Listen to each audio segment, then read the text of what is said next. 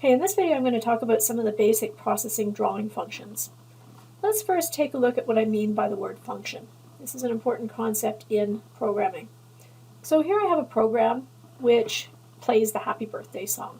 Well, it doesn't really play it, it just prints it on the screen. In this program there's nothing specific to processing. It's just a bunch of print statements which are standard Python statements.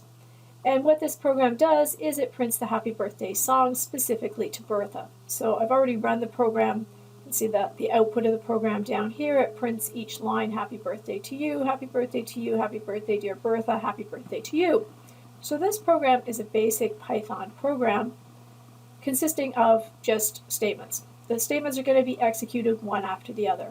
So this is a piece of code that I might like to run over and over again. I might like to sing happy birthday to different people perhaps. So I can put these statements into a function. This is a user-defined function. Why is it called a user-defined function? I'm the user and I'm defining it. So I'm going to call this the happy birthday song. And by putting this keyword def here, I'm defining a function. The function's name is happy birthday song. And if I want to run this function, then I'm going to call in my program happy birthday song. So let me show you how this works. When I define a function in Python, I need to put all of the statements that are going to be executed or associated with this function in an indented block. Okay, so I've created my function. Now when I run this program, nothing is actually going to happen. Let's see when I run this program. So I'm going to run it, and it's going to pop up my drawing window because that's what processing does by default, but nothing comes out on the console. Why not? Because I haven't called the function. If I want to call the function and run these lines of code, I'm going to put a command down here, or a function call down here, happy birthday song, which is the name of the function. So how this program is now going to execute is the execution is going to start at the top. Okay, I'm going to define this function, but when I define a function, it doesn't mean run the function. So basically what happens when I define a function is I store that function, or the Python interpreter stores that function somewhere for later use. The later use happens to come here when I call this function. So I'm calling this function. This is the first line that's going to be executed. When I execute this line, it calls the function and starts executing the lines in the function until it's done.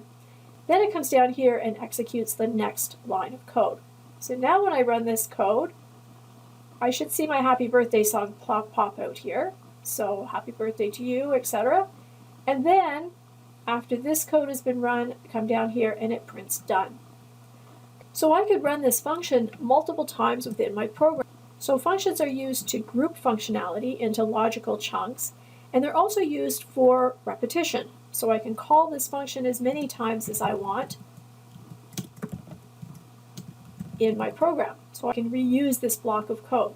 So here I've played the birthday song once, I've said done, and I've played the birthday song again. So now this birthday song is singing to a particular person, which is really nice, but probably I don't want to sing to Bertha over and over and over again.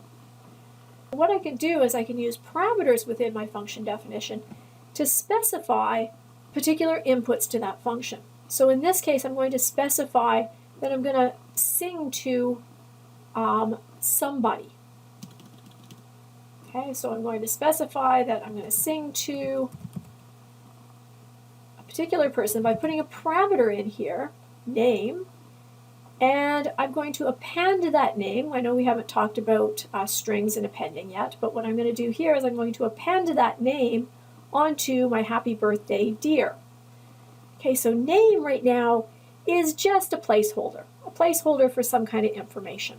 Okay, when I call the function, I'm going to specify the name of the person that I want to sing to. So I'm going to sing to Bertha for the first time, and I'm going to sing to myself the second time. So the first time that I run this function, name is going to be replaced with Bertha. So I'm going to sing to Bertha. Then I'm going to say done. Then I'm going to call the function again, and I'm going to pass in a different name. I'm going to pass in my own name, and I'm going to sing happy birthday to myself. So let's see what happens when I run this. Just as I said, I'm going to sing happy birthday to Bertha the first time, and I'm going to sing happy birthday to Wendy the second time. So the information in this parameter list allows me to customize the function each time I call it. Okay, so what does this have to do with processing and with drawing? Well, what processing gives us on top of the regular Python language is a whole set of functions to use for producing sketches. So functions to produce lines and ellipses and rectangles, triangles, and a whole lot of other functions that are useful for our drawing purposes. Now the first function that we'll look at is the size function.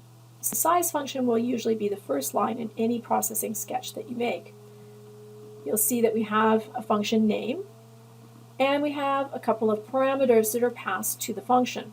Okay, so the function name, this function doesn't actually appear in your program. It's not something that you're going to write, but this is a function that it has been written by somebody else, and we're allowed to use these functions within the processing platform.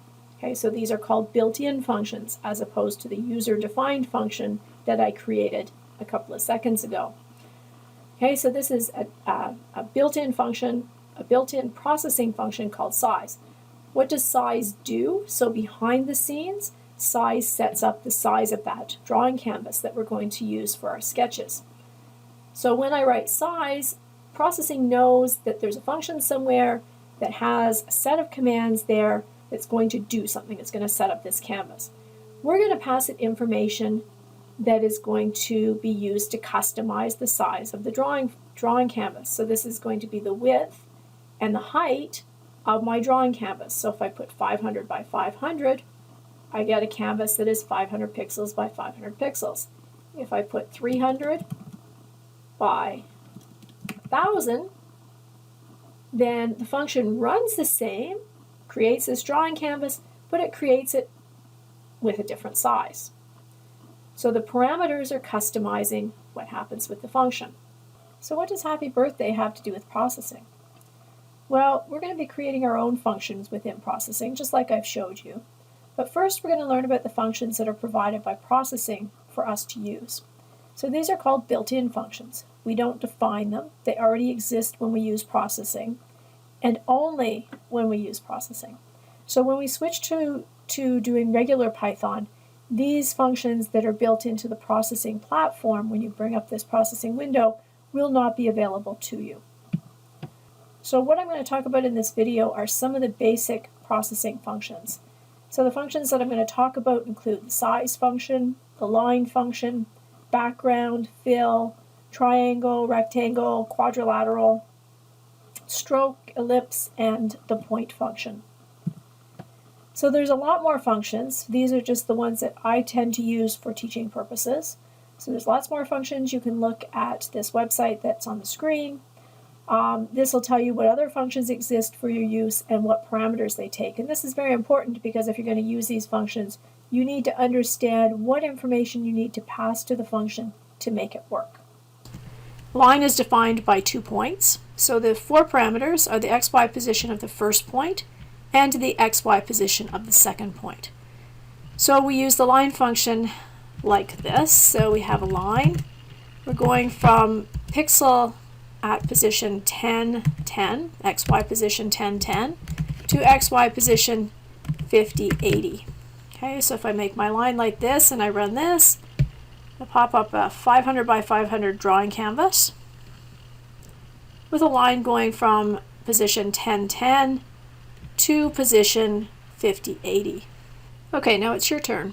So stop the video and give this a try. So I want you to try drawing this pattern, a big X, on your drawing canvas using 2 lines.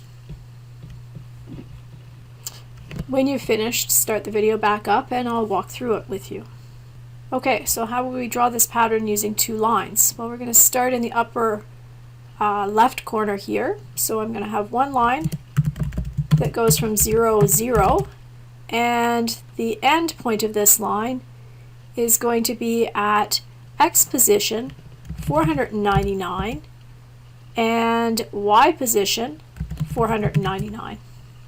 Why 499 and not 500? Because my drawing canvas is 500 by 500. Well, remember that first pixel is pixel 0, And so to have 500 pixels, our last pixel would be positioned at 499.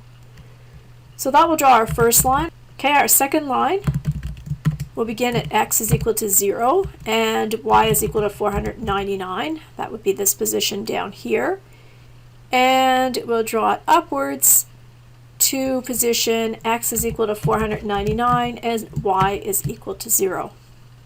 So if I run that, voila, I have this same sketch that I see here.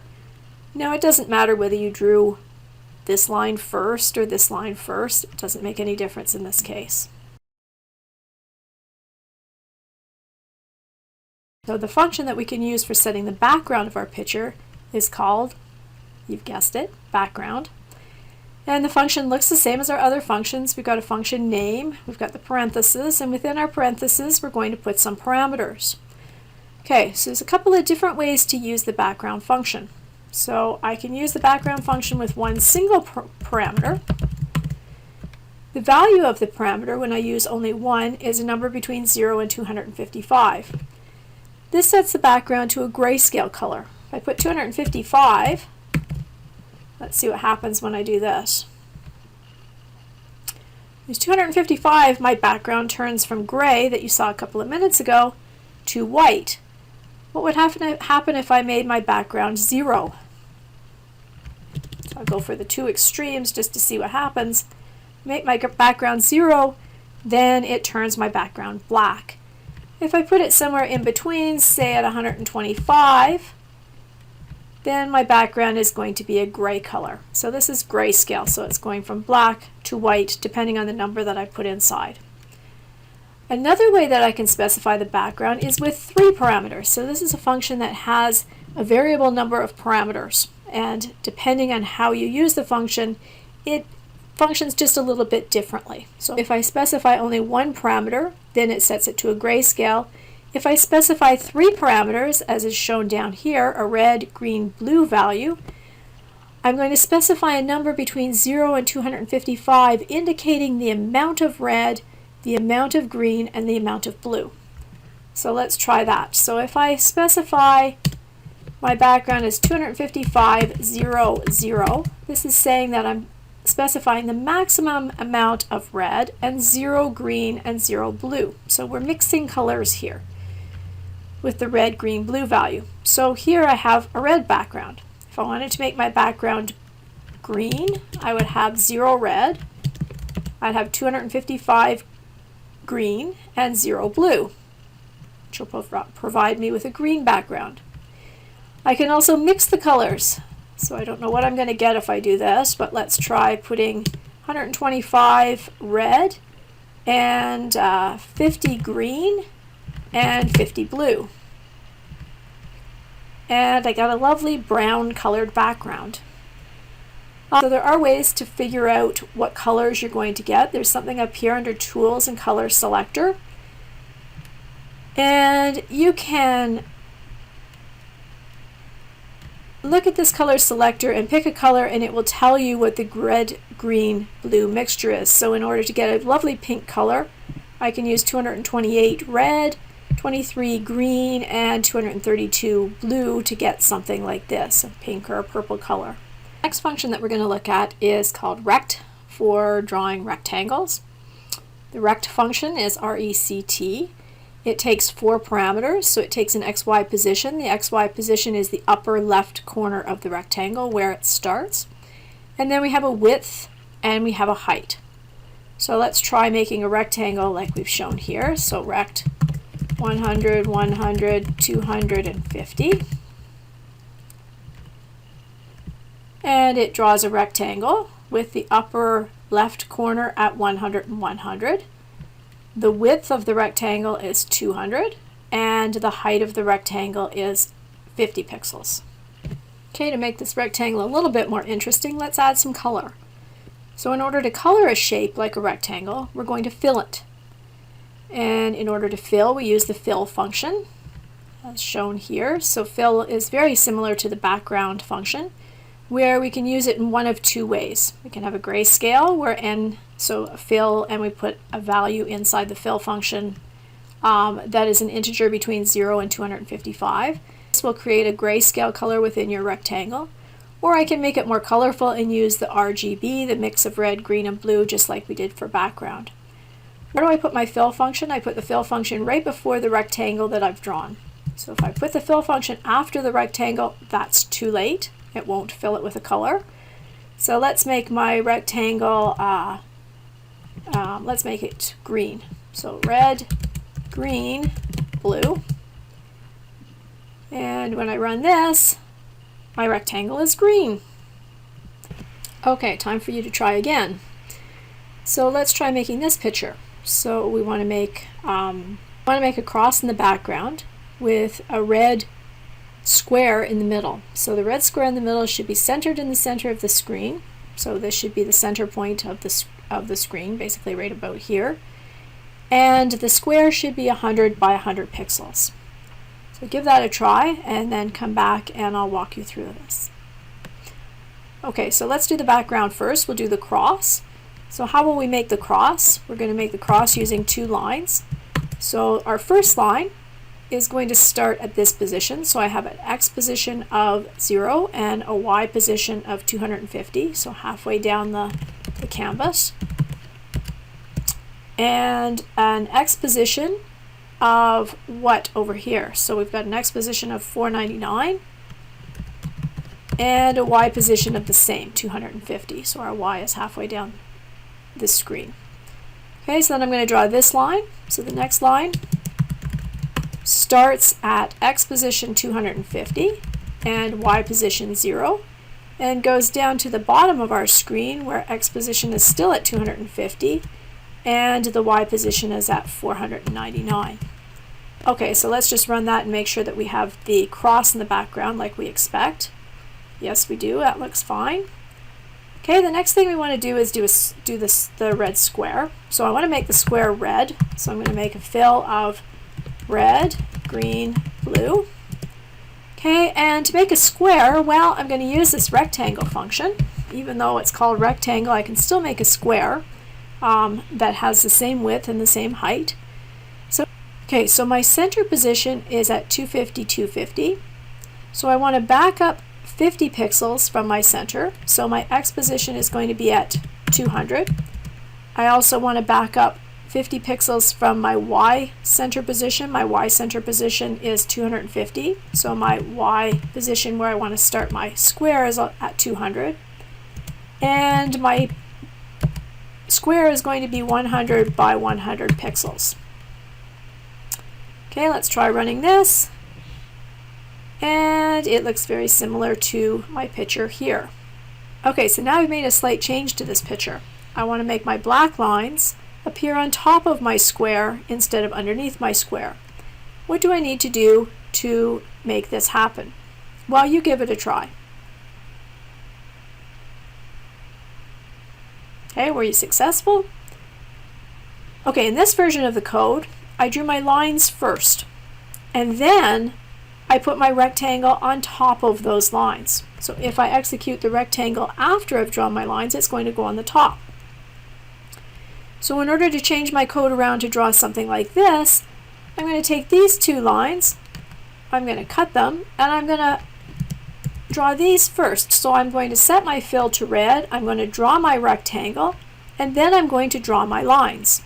So when I run this, I draw my rectangle first, or my square first, and then I draw my lines which appear on top of my rectangle. So the order in which we write our code is incredibly important. So if I want to lay shapes on top of each other, I need to get my code segments in the right order in order to make my sketch come out the way I expect it to. Okay, the next function that we're going to look at is the triangle. Triangle takes 6 parameters, each one being a pair of XY coordinates indicating the points that make up the triangle. So if we try drawing a triangle, I already have it coded over here. So our first point is at 100, 100. Our second point is at 20, 20. And our third point is 300, 100. So what's that going to look like? So I run this. we have one of our coordinates at 100, 100, which would be this coordinate down here. We have one of the points at 20, 20, and one of the points at 300, 100. Okay,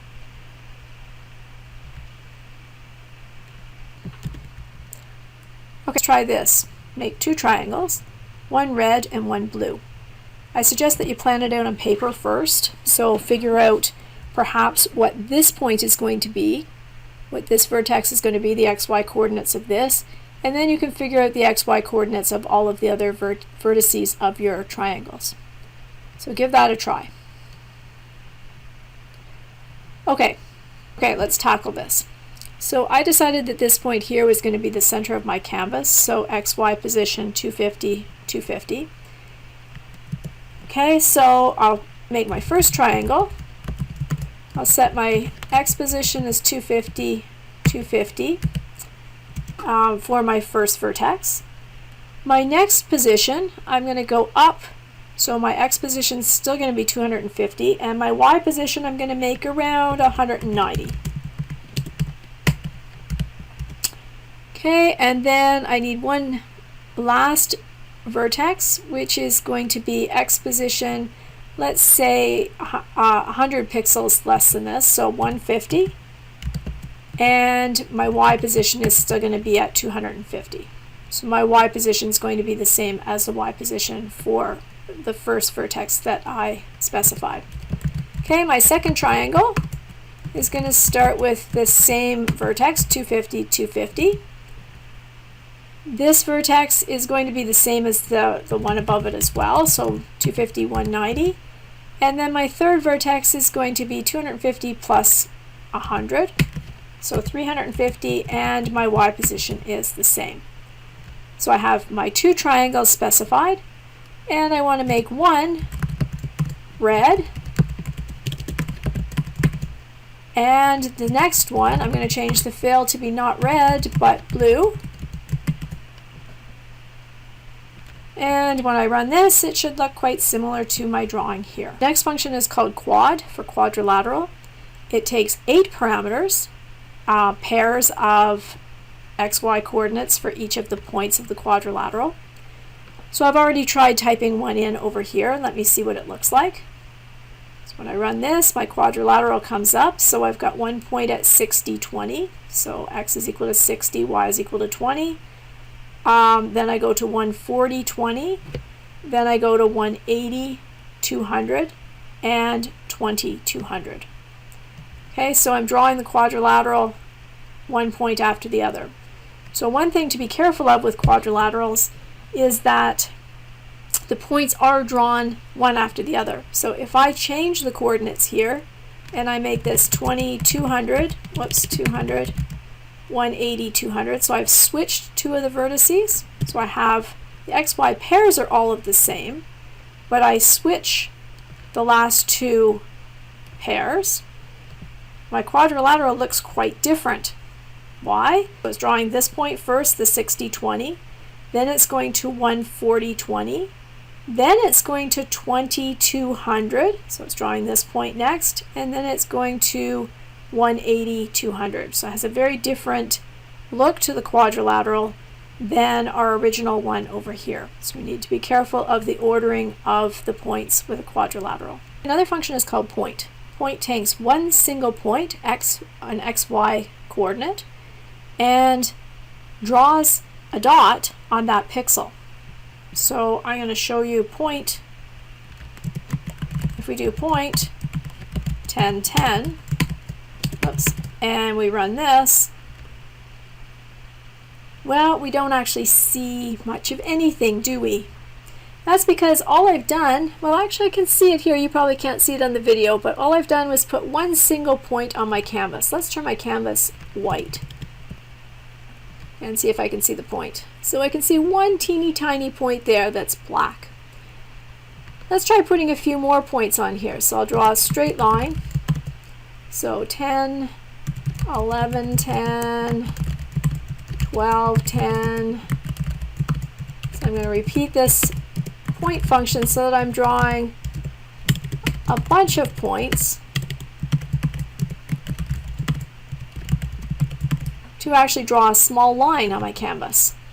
Okay, and maybe you can't see that on the video either, but a very small line. So what I'm doing is I'm coloring the canvas point by point. This may not seem very useful at the moment, but we'll come back to that later. Okay, another function that I use quite frequently in this course is the ellipse function. So the ellipse takes 4 parameters, an xy position. So the xy position indicates the center of the ellipse, and a width and a height. So the width is how wide the ellipse is going to be, the height is how high the ellipse is going to be. So let's try this.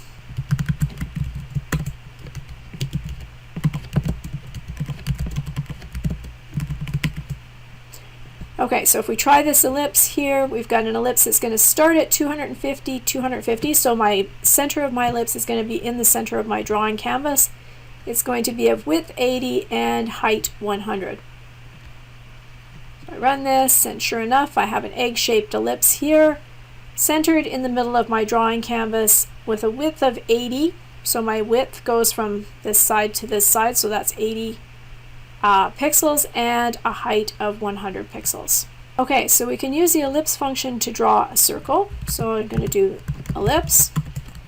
My circle is going to be centered at 300, 200, and it needs to be 150 pixels by 150 pixels. So in order to use the ellipse function, we need to specify a width and a height. To do a circle, the width and the height are the same in both instances. And I'm making my circle red, so I'll use the fill function, and my circle is drawn on the canvas. Okay, we've talked about the fill function, where I can make a shape a particular color, but I may want to make the outline of my shape a different color. In order to do that, I use the stroke function. The stroke function is used in a similar fashion to fill, so I use stroke to spell it right.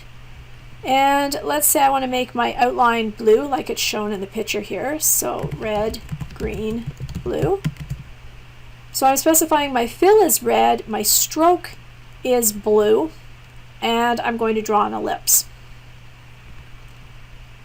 So I specify that, and my stroke is blue, my stroke color or my outline color is blue. Okay, if I wanted to make the outline of my shape a little bit wider, I can use a function called stroke weight. Stroke weight takes 1 parameter, which is the number of pixels that I want to use for my outline. So let's make it 10 pixels. This is going to actually make it quite thick, but just to show you the extreme. So I'm making 10 pixel border around each of my shapes. So if I didn't want it quite that wide, I could use something like 4 pixels, which would make a nice outline of my shape. Okay, so now we've learned a number of processing functions that you can use to make a sketch. So why don't you try making a sketch of your own, perhaps a house or some simple scene, and see if you can put these shapes together to create a creative sketch. Okay, the takeaway points from this video.